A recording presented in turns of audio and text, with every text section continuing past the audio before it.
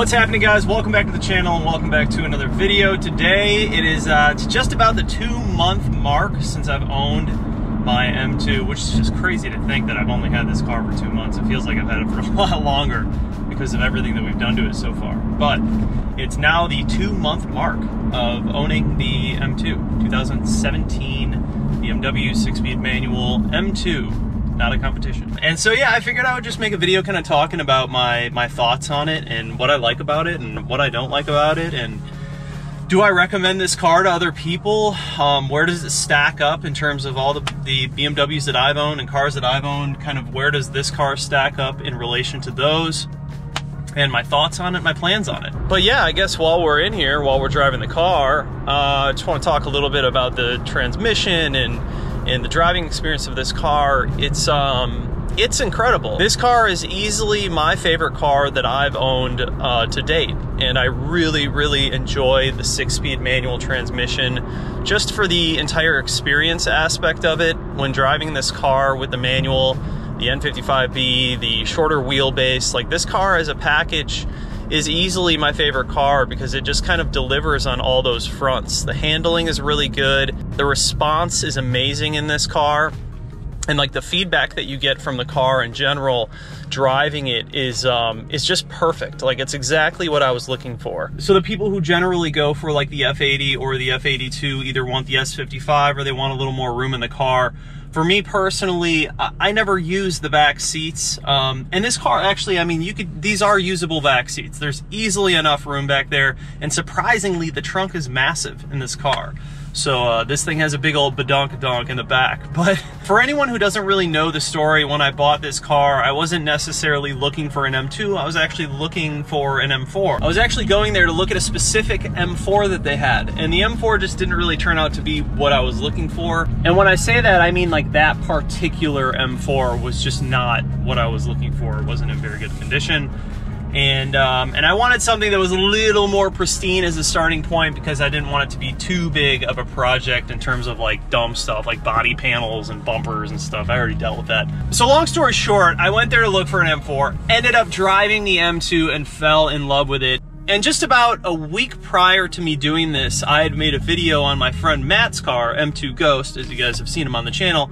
And he has a beautiful PSM wide body M2. Same year, I think, or maybe his is a 2018, but it's the same motor, N55B in an Alpine white M2, and I fell in love with the car. When I made that video, like everything kind of switched for me. Like I always knew about his car, I always liked his car, but until I like drove in it and I sat in it and I really experienced the car, I just kind of realized that that car is like so underrated, and it's such a good package of a vehicle. Dude, I think I drove it like 3 blocks and I was like, it's done. Like, sign me, I love this car. I literally fell in love with it as soon as I drove it. So that was kind of how like I ended up with this car. I wasn't really aiming for an M2. I was actually aiming for an M4 and ended up with an M2, and I'm really happy that I did, because this car is just, I just love this car. Like, I know I say that all the time, but you guys, this car is just, it's there's something about that N55 in this car. I just think that the M2s have the most aggressive front ends out of all of the BMW M cars. I think the M2 has by far the most aggressive front end. I think it has the best looking front bumper. The styling of this car is absolutely sick. The wheelbase on this car is perfect for it. That's why people say it's like driving an E46 or E36 M3, because it has that shorter wheelbase. So it's really easy to kind of just whip this car around and make it go wherever you want. You can tell that this thing could just perform so well and come to life on a track. So that's kind of the story of how I ended up with the M2 and really fell in love with the car. And now that I've had it for a little bit, let me explain kind of like my process. So in the beginning, I got the M2 and I was like, cool, I like this car. And as soon as I started modifying the car, like putting on performance parts and suspension parts, I fell in love with the car, because the car responded beautifully to everything that I was doing to it.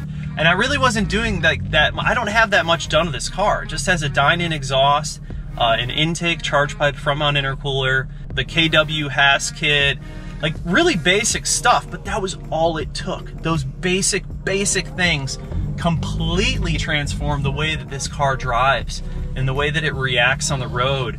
And I can just tell that this thing is going to be such a sick track car because of the way that you can whip it around and the way that it gives you the feedback of the road. And aside from it handling really well and just driving optimal in the way that I want it to, the experience of driving the manual in this car is, it's perfect. This car with the manual transmission is literally like a match made in heaven. I just love it. And I couldn't imagine buying this car in a DCT because I would be incredibly bored and I feel like I would just be missing out on so much. Like when I drive my E90, I'm just like, man, I wish this was manual. Like there's just something about a manual car that you get so much more feedback on and you get so much more out of the experience when driving the manual. I know it's not as fast as DCT, but the experience is more important than being fast to me personally. Take care. Can you hear that?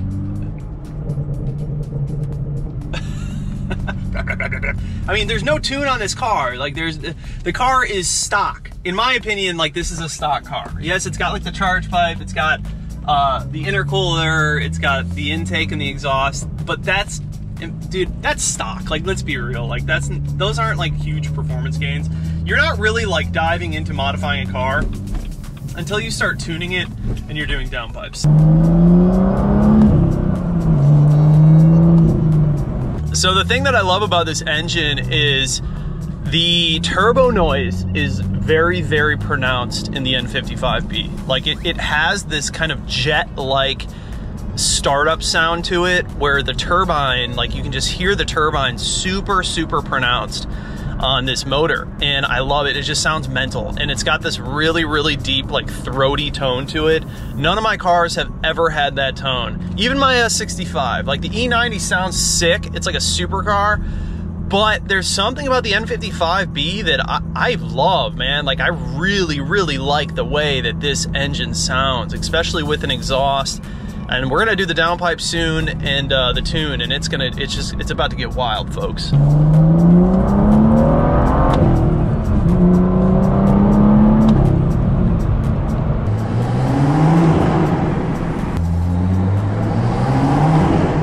I usually always park on the other side, but I think we'll just park right here today.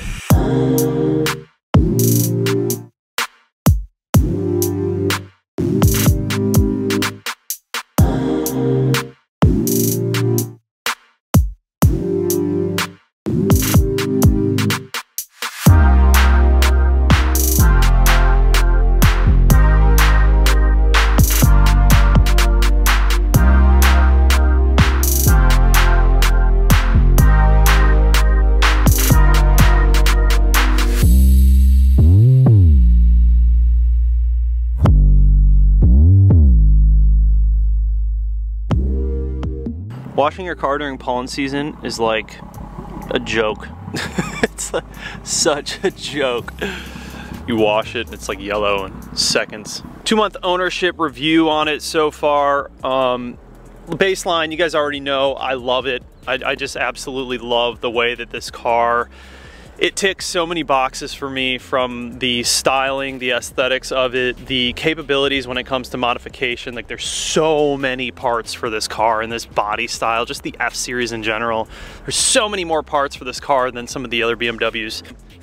From the factory, I really like the way that this car is set up. My number one gripe with this car from the factory was the suspension. It felt incredibly floaty, especially compared to like my E90 that's just like slammed. This car felt like it was floating all over the road when I had the stock suspension on it.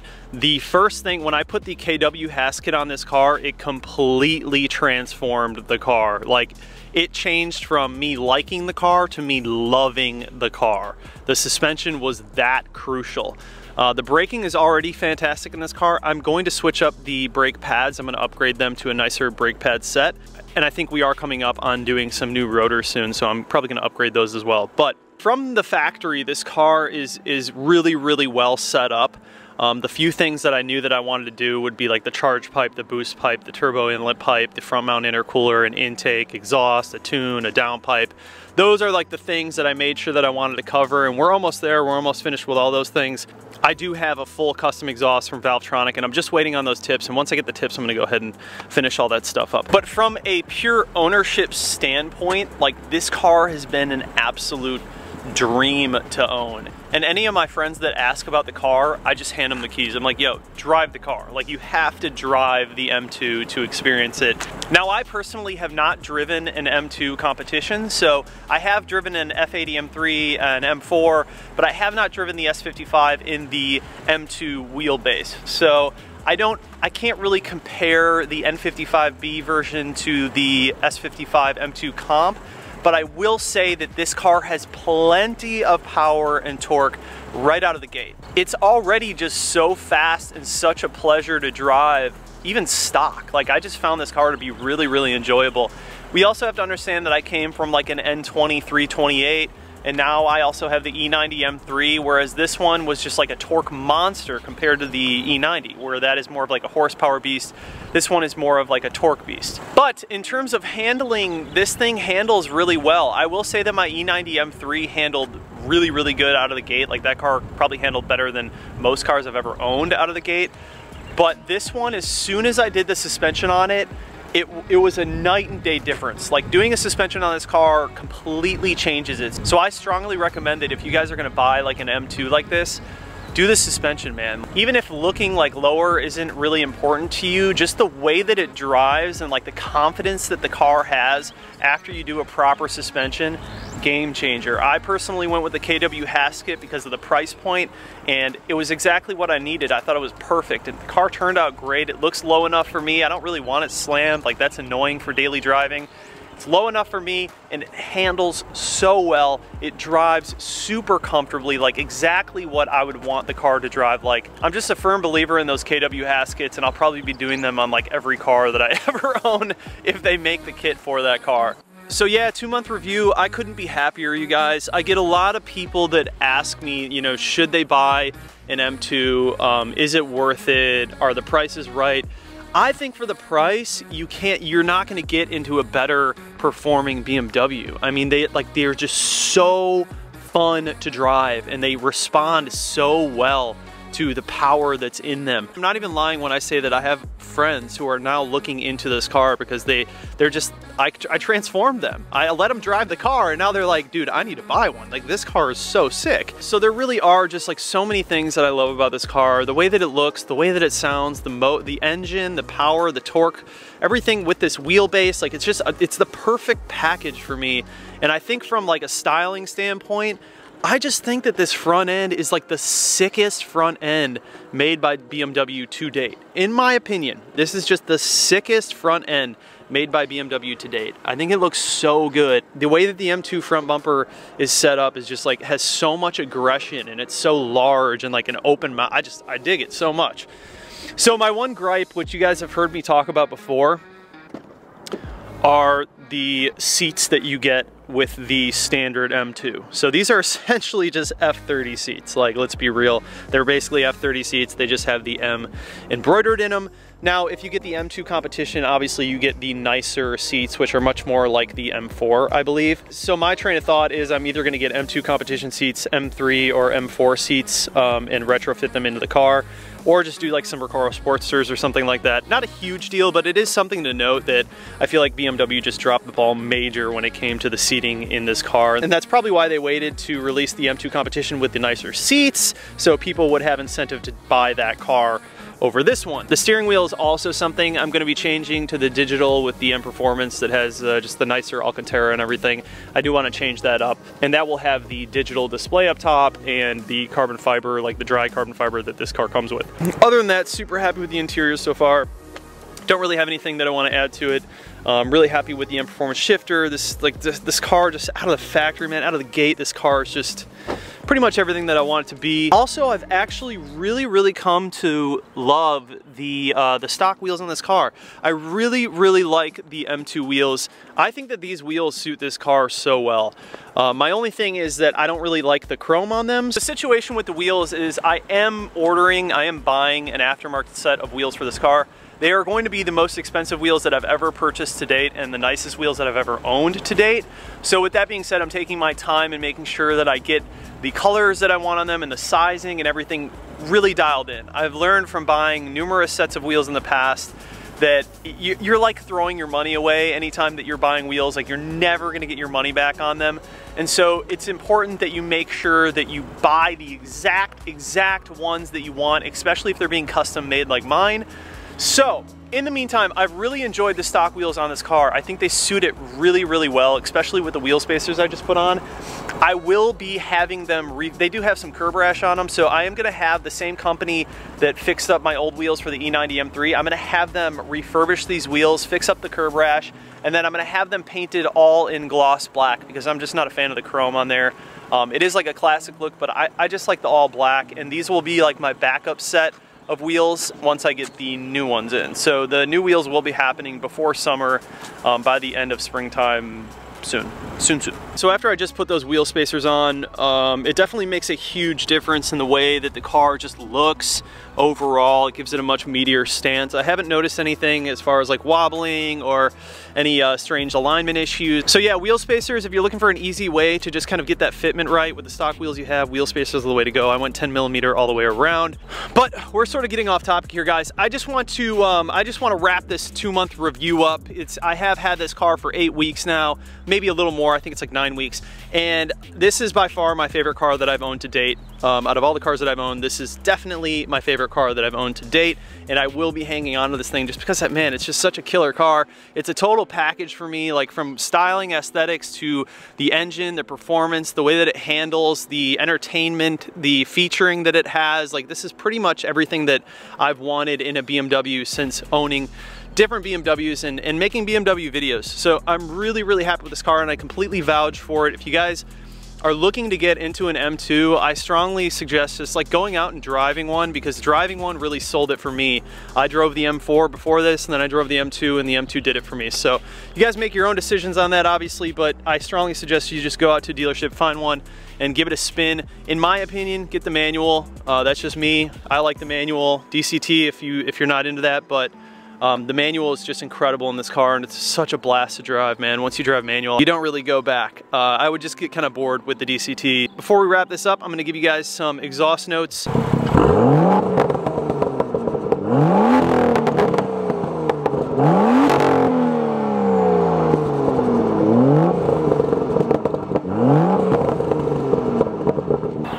I don't know, dude. I just think it sounds so good. The car just sounds insane. I love it, man. Especially when you're driving in the cockpit, like you can hear everything. Once you get the intake in like the GTS hood, and all that sound just flows right out of the engine bay into your face. And yeah, it all plays into the experience with the manual and just the way the car sounds and drives. It's pretty killer. It's also nice having incredibly good gas mileage in this car. I think I averaged 20 something miles per gallon, which coming from the E90 M3 is like a complete blessing. So this car, yeah, you guys, 2-month review, loving it, absolutely loving this car. Like I said, if you're looking at owning one, just go drive it. Just go drive it, and I think that you'll be sold on it. Obviously, transmission choice is entirely up to you. We're gonna go ahead and wrap this one up, you guys. Thank you so much for watching. Please do stay safe out there. Weird times, very strange times. Make sure that you're just taking care of yourself and staying safe and healthy. And I'll see you guys in the next one.